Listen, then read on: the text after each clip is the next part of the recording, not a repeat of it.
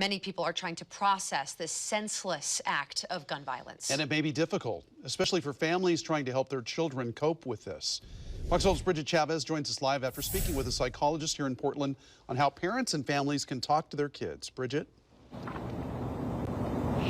Yeah, this is horrific and it is a tragedy, and Dr. Dina Julka says it needs to be recognized and addressed for what it is. She says one of the best things parents can do right now is to listen to their kids.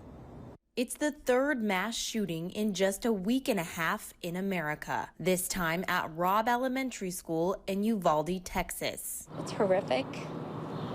It's troubling. And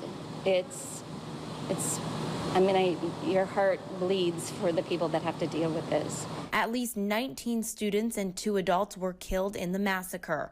This does not include the shooter, who was killed by police.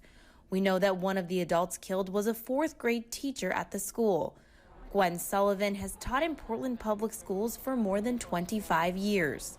She says when this happens, it triggers a post-traumatic response for educators. What would I do? That's the first thing. It's like, where would I hide my students? Looking at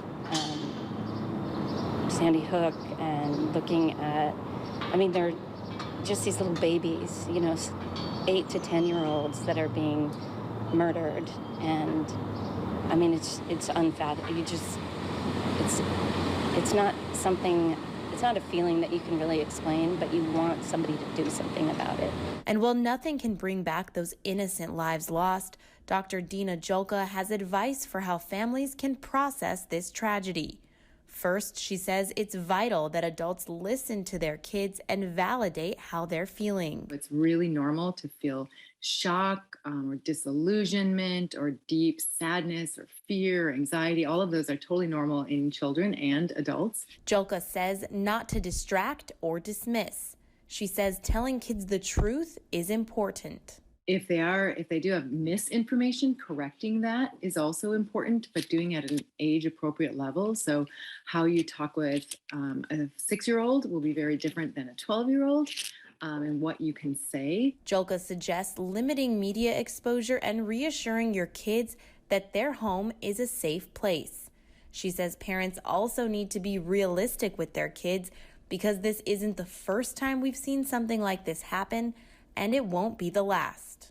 I don't think it would be healthy to say this could never happen here, but it is a healthy response to really talk about the security that they have and all of the measures and care that are put in place, not only by their own caregivers in their home, but by the teachers and coaches and people that are caring for them as well.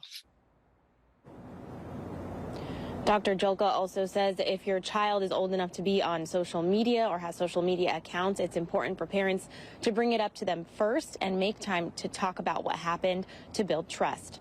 Reporting live tonight, Bridget Chavez, Fox 12 Oregon.